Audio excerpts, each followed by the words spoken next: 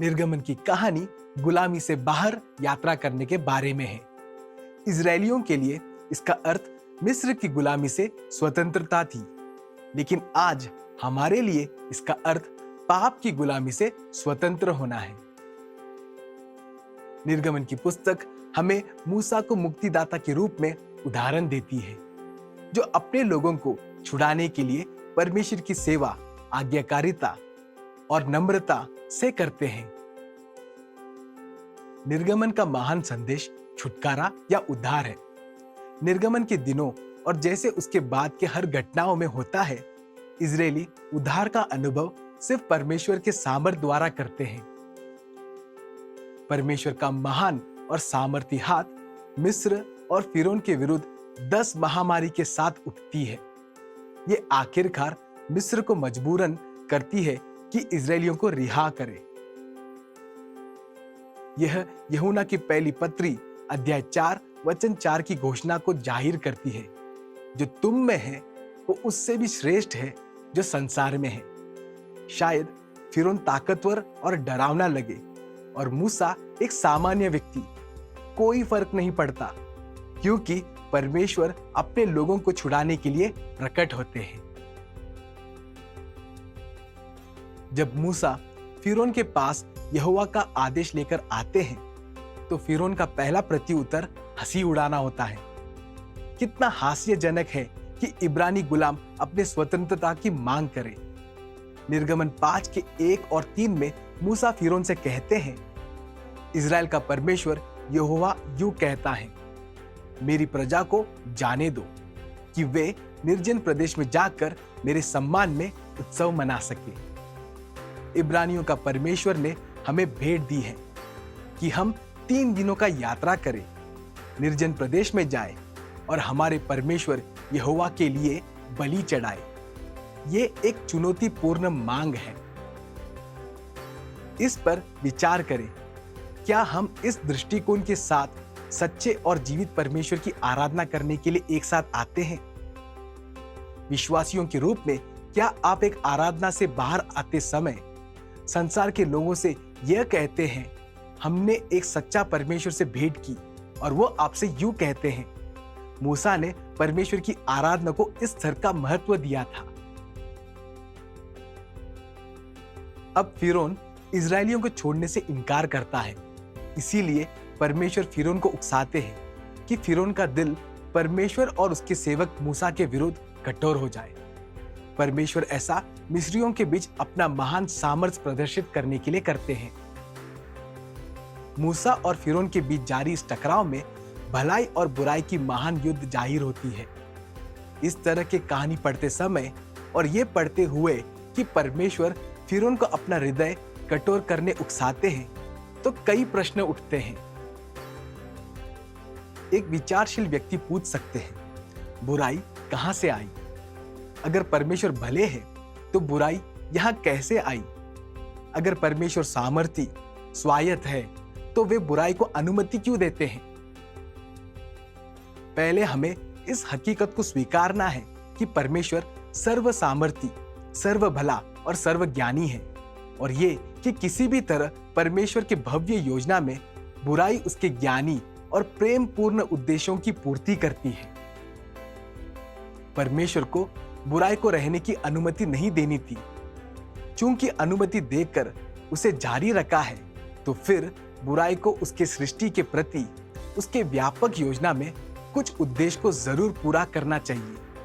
बुराई को काले मखमल की तरह देखा जा सकता है, जिस पर जौहरी सुंदर रत्नों का प्रदर्शन करने रखते हैं। बुराई परमेश्वर को एक सख्त विषम का पृष्ठपट देती है, जिसके खिलाफ वे अपनी महान सामर्थ्य, प्रेम, अनुग्रह और दया का प्रदर्शन कर सके। क्योंकि बुराई मौजूद है, परमेश्वर इसे अपने भलाई प्रदर्शित करने के लिए एक साधन के रूप में उपयोग करते हैं। इसी तरह यह पहचानो कि प्यार तब वास्तविक होती है जब मनुष्य को प्रेम या विद्रोह चुनने की छूट है। मनुष्य बुराई चुनने की क्षमता के बिना स्वतंत्र नहीं है, और उसका परमेश्वर के प्रति प्यार जायज नहीं हो सकता है। परमेश्वर मनुष्य के स्वतंत्र चुनाव को इतना मूल देते हैं कि वे सुनिश्चित करते हैं कि उन्हें चुनाव की पूरी छूट मिले। इसका प्रदर्शन निर्गमन की कहानी में होता है, जहां परमेश्वर मूसा से कहते हैं, जब तुम फिरौन के पास जाओगे तब वो तुम्हें जाने नहीं देगा। मैं उसका हृदय कठोर कर दूंगा और फिरौन कड़वे अंत तक तुम्हारा विरोध करेगा। जब फिरौन तुम्हारा विरोध करे तो उसका विरोध मुझे यह दर्शाने में अनुमति देगा कि मैं सर्व सामर्थी, सच्चा और जीवित परमेश्वर हूं। सच का प्रदर्शन तब होता है जब फिरौन और मिस्रियों पर 10 महामारी लहर के समान आते हैं। फिरौन अपने प्रतिरोध के मोल और अपने घमंडी हृदय के बीच खींचा जाता है। निरस्ते और घुटते अपने संकल्प को स्वीकृत और नवीकृत करता है। महामारी के द्वारा जो झूठे मिस्र देवी देवताओं के रियासतों पर परमेश्वर की सामर्थ की घोषणा थी, परमेश्वर की सामर्थ का प्रदर्शन किया जाता है। परमेश्वर फिरौन का इंतजार तब तक करते हैं कि वे मजबूरन मिस्र के सभी पहलौठों को मार ना दे। उसके बाद फिरौन आखिरकार इजरायली बच्चों को जाने देते हैं। फिरौन फिर मन बदलता है और लाल समुद्र तक उनका पीछा करता है, जहां परमेश्वर अपने अब तक के महान सामर्थ का प्रदर्शन करके उनका नाश करते हैं। फिरौन की बुराइयों के द्वारा परमेश्वर की महिमा होती है। हर कोई इसे सुनकर जान लेते हैं कि इज़राइल में एक परमेश्वर है। निर्गमन में मूसा और फिरौन के बीच घमासान संवाद होता है। यहाँ मूसा हमारे मुक्तिदाता यीशु मसीह का चित्र है और फिरौन शैतान का चित्र है, जो बुराई की साकार रूप है। जैसे मूसा परमेश्वर के लोगों को छोड़ने की मांग करते हैं और फिरौन जाने नहीं देता है, महामारियां आते रहती है और ये महामारियां प्रत्ययकारी है। तो थोड़ा थोड़ा फिरौन परमेश्वर के सामर्थ को ग्रहण करता है। वो निर्गमन 8:25 में कहता है, जाओ अपने परमेश्वर के लिए बलि इसी देश में चढ़ाओ। फिर कुछ और महामारी के बाद फिरौन मूसा से समझौता करने की कोशिश करता है, जहां वो निर्गमन 8:28 में कहते हैं, तुम ज्यादा दूर नहीं जा सकते।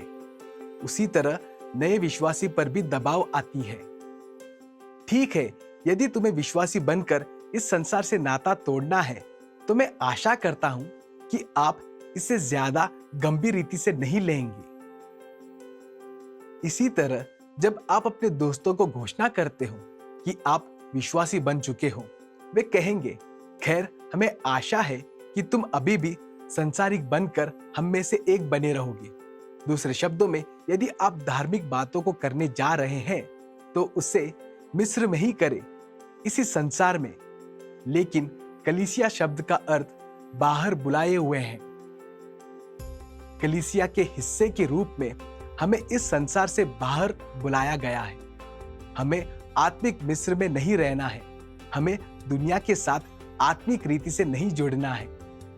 शायद शैतान का दबाव हमारे पास अपने दोस्तों के द्वारा आए, जो कहेंगे, यही मिस्र में हमारे चारों ओर अपने धार्मिक कामों को करो। कुछ और महामारियों के बाद फिरौन निर्गमन 10 के 8 से 10वें पद में उनको जाने की अनुमति देता है, लेकिन उनको अपने पत्नियों और बच्चों को पीछे छोड़ना होगा। जब शैतान हमें विश्वासी जीवन जीने से रोकने का प्रयास करता है और देखता है कि हमें हमारे विश्वास से समझौता करने में वो अशक्त है, तो वो हमारे बच्चों को पाने की कोशिश करता है। ये अविश्वसनीय है कि कितने लोग खुद विश्वास में रहकर अपने बच्चों को पीछे आत्मिक मिस्र में छोड़ देते हैं। उन्हें चिंता है कि अपने बच्चों को बेहतरीन शिक्षा मिले, लेकिन जब उनके आत्मिक पोषण की बात आती है तो वे बच्चों को मिस्र में ही छोड़ देते हैं। मूसा से समझौता करने का फिरौन का चौथा प्रयास तब होता है जब फिरौन निर्गमन 10 के 24वें वचन में कहते हैं, जाओ यहोवा की उपासना करो, लेकिन अपने पशुओं और भेड़ बकरियों को यही छोड़ जाओ। तुम्हारे बालक तुम्हारे साथ जा सकते हैं। उन दिनों पशु और भेड़ बकरियों की तुलना आज किसी व्यक्ति का बैंक खाते से कर सकते हैं। शैतान कहता है, तुम्हारे विश्वास को तुम्हारे बटुए पर प्रभावित होने मत देना। जब शैतान आपको या आपके बच्चों से समझौता नहीं कर पाता, तो वो आपको पैसों के साथ समझौता करने रखेगा और आपको विश्वासघाती प्रबंधक बनाएगा, जो परमेश्वर के दिए हुए पैसों को स्वार्थी और मूर्ख रीति से उपयोग करता हो। पाप की ताकत, अत्याचार और गुलामी से छुटकारे पाने में एक शामिल गतिशीलता को समझना है। मूसा से समझौता करने के फिरौन का प्रयास हमें आज शैतान की चाल को दिखाता है। कुछ मामलों में आप बोल सकते हैं अच्छाई सर्वश्रेष्ठ का सबसे बड़ा दुश्मन है। शैतान आपको कुछ अच्छा प्रदान करता है जो परमेश्वर की सर्वोत्तम नहीं है।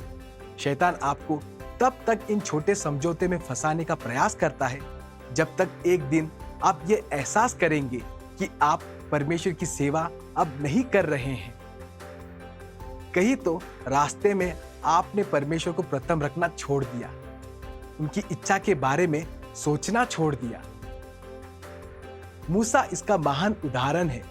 मूसा फिरौन के समझौते को साफ इनकार कर देता है क्योंकि वो उनकी सच्चाई को जानते हैं। आपको भी यही करना है। आपको शैतान के चाल से सतर्क और हर मोड़ पर उसका विरोध करना है। गुलामी से छुटकारा और पाप से मुक्ति का सिद्धांत यह है कि पहले पाप से लिप्त मत होना। यदि आप शुरू से ही प्रलोभन का विरोध करेंगे तो आपको छुटकारे की आवश्यकता नहीं पड़ेगी। कुछ लगाव से बाहर आना आसान नहीं है। इसीलिए छुटकारे का पहला सिद्धांत पाप से कोई समझौता नहीं। आप पाप के साथ मिलजुल कर उतना ही नहीं रह सकते जितना कि आप कैंसर रोग के साथ नहीं रह सकते हैं। पाप से छुटकारे का पहला सिद्धांत, पाप के जाल में मत फंसो। लेकिन यदि आप ज्यादातर लोग जैसे पहले से ही फंसे हैं तो बच निकलने का रास्ता क्या है? पाप के बंधन और अत्याचार से निकलने में आपको चमत्कारों की आवश्यकता है। निर्गमन ऐसे चमत्कारों को ऐतिहासिक और दृष्टांतिक रूप में दर्शाती है। निर्गमन में हमारे लिए पहले चमत्कारों में से एक लाल समुद्र को पार करने का चमत्कार है। ये चमत्कार फिरौन से इजरायलियों का अंतिम छुटकारे को दर्शाता है। मूसा और फिरौन के बीच बातचीत के दौरान फिरौन इजरायलियों को जाने नहीं देता है। फिरौन अपना मन बदलते रहता है। जब इजरायली आखिरकार रिहा होने के बाद लाल समुद्र पहुंचते हैं तो फिरौन का हृदय फिर बदलता है। वो अपने सेना को लेकर इजरायलियों पर आक्रमण करने और कुछ को मार डालने, बाकियों को जबरदस्ती फिर मिस्र में गुलाम बनाने इकट्ठा करता है। जब मूसा निर्गमन 14 के 15 में प्रार्थना शुरू करते हैं, यहोवा मूसा से कहते हैं, तुम क्यों मेरी ओर रोते हो? इजरायलियों से आगे जाने को कहो। परमेश्वर मूसा से कहते हैं कि उनकी इच्छा स्पष्ट है। यह कोई प्रार्थना मंडली का समय नहीं है। जाने के लिए केवल एक ही दिशा है। यहोवा के आदेश अनुसार मूसा अपनी लाठी को आगे बढ़ाते हैं और समुद्र दो भाग हो जाता है, जब तक कि इजरायली दाएं और बाएं ओर की खड़े पानी में से बाहर ना निकले। वे पानी के बीच सूखी भूमि पर प्रयाण करते हैं। जब मिस्री इजरायलियों को पकड़ने का प्रयास करते हैं तो परमेश्वर उसी पानी को मिस्री सेना के ऊपर बंद कर देते हैं और वे सारे डूब जाते हैं। ये परमेश्वर का क्या चमत्कार है! ये इजरायलियों का मिस्र और फिरौन से अंतिम छुटकारा था। ये चमत्कार हमारे लिए हमारा उद्धार का भी चित्र है। लाल समुद्र पार करने के बाद इजरायलियों को दैविक मार्गदर्शन की आवश्यकता है। आपको भी उद्धार पाने के बाद दैविक मार्गदर्शन की आवश्यकता है। परमेश्वर लोगों का उद्धार एक उद्देश्य के लिए करते हैं। जब हम उद्धार पाते हैं, पौलुस एफिसियों 2 के 10 में कहते हैं, हम उसकी कारीगरी है और मसीह यीशु में उन भले कामों के लिए सिरजे गए हैं जिन्हें परमेश्वर ने पहले से ही हमारे करने के लिए तैयार किया है। जब परमेश्वर हमें हमारे मिस्र से छुड़ाते हैं तो वो केवल शुरुआत है। परमेश्वर आपको उन कामों की ओर ले जाना चाहते हैं जिनके लिए आपका उद्धार किया गया है। ऐसा होने के लिए दैविक मार्गदर्शन की आवश्यकता है और निर्गमन में दिन में मेघ स्तंभ और रात में अग्नि स्तंभ द्वारा खूबसूरती से चित्रित किया गया है, जो निर्गमन 13 और 14 और गिनती पुस्तक 14 में उल्लेखित इजरायलियों की अगुवाई करता है। एक बार लाल समुद्र को पार करने के बाद इजरायली निर्जन प्रदेश में आते हैं, जहां उनके लिए एक विशाल समस्या है। मूसा के पास इजरायलियों को पूरी समूह को भोजन और पानी प्रबंध करने की चुनौती है, लेकिन परमेश्वर कार्य करते हैं और अलौकिक रीति से उनकी जरूरतों को पूरा करते हैं। एक सवेरे जब वे उठते हैं तो पूरे जमीन पर कुछ सफेद पदार्थ पड़ा होता है। वे कहते हैं, ये क्या है, ये क्या है? इब्रानी में ये क्या है का अनुवाद मन्ना शब्द से किया गया है। ये मन्ना जो परमेश्वर ने प्रबंध किया, वो इजरायलियों के सारे पौष्टिक जरूरतों की देखभाल करता होगा।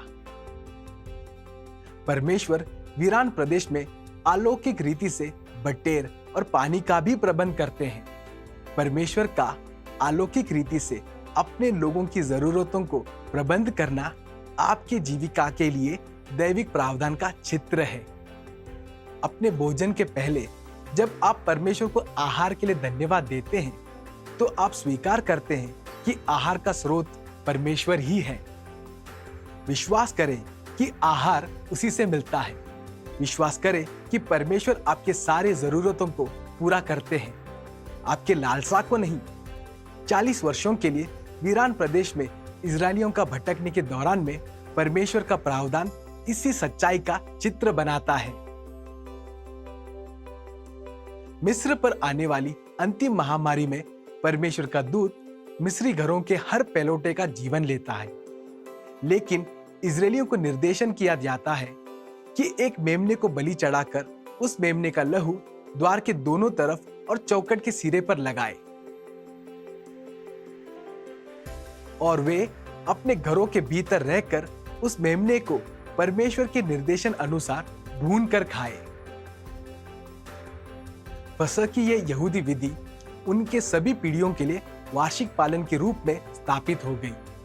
इस उत्सव को फसह इसलिए कहते हैं क्योंकि यहोवा का दूत इजरायली दरवाजों पर मेमने का लहू देखकर उस इजरायली घर को छोड़कर आगे की ओर निकल जाता है, लेकिन मिस्र लोग अपने बीच का हर पहलौठे को खो देते हैं। कई साल बाद यीशु अपने यहूदी प्रेरितों के साथ इसी फसह को मनाने एक मेज पर बैठे हैं। लूका 22 के 16 में यीशु कहते हैं, जब तक ये परमेश्वर के राज में पूरा नहीं होता, तब तक मैं इसे दोबारा नहीं खाऊंगा। जब यीशु ने ऐसा कहा, इसका क्या अर्थ था?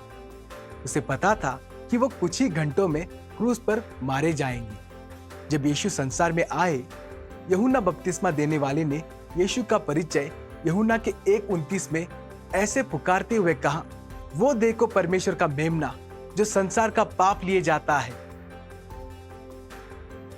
इस मेमने को फसह के मेमने के द्वारा दर्शाया गया है और बलिदान पद्धति के सभी बलिदान यीशु मसीह के क्रूस पर मारे जाने से पूर्ण होते हैं। यीशु मसीह वो परमेश्वर का मेमना है जिसे फसह की मेमना द्वारा दर्शाया गया है, जो उनके ऊपर से मृत्यु को निकल जाने के लिए रखता है।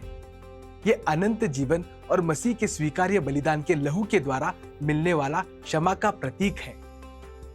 इस दिन तक यहूदी फसह की उपासना और हम मसीह प्रभु भोज पर आराधना करते हैं। यूक्रोस परमेश्वर की मेज या प्रभु का भोजन यीशु के अंतिम फसह से शुरू हुई। ये दोनों बातें ऐतिहासिक और आत्मिक मिस्र से दैविक छुटकारा हमारे विश्वास के केंद्र में है। आपके छुटकारा या जीविका का स्रोत कौन और क्या है? क्या आपका भरोसा देश की अर्थव्यवस्था पर है? क्या आप ये मानते हैं कि आपकी नौकरी, पेशा या स्वास्थ्य आपकी सुरक्षा का स्रोत है? यदि आप ऐसा सोचते हैं तो आप डगमगाती भूमि पर हैं। आपका छुटकारा और जीवन का स्रोत केवल यीशु मसीह हमारे प्रभु और उद्धारक में पाते हैं। किसी और में नहीं, केवल एक ही चमत्कार है जो आपको बचा सकता है। वो चमत्कार फसह की यहूदी उपासना और प्रभु भोजन पर मसीह आराधना के द्वारा दर्शाया गया है। आपके लिए यीशु का टूटा शरीर और आपके लिए यीशु का बहाया लहू परमेश्वर की सिद्ध फसह की मेमने का स्मरण है।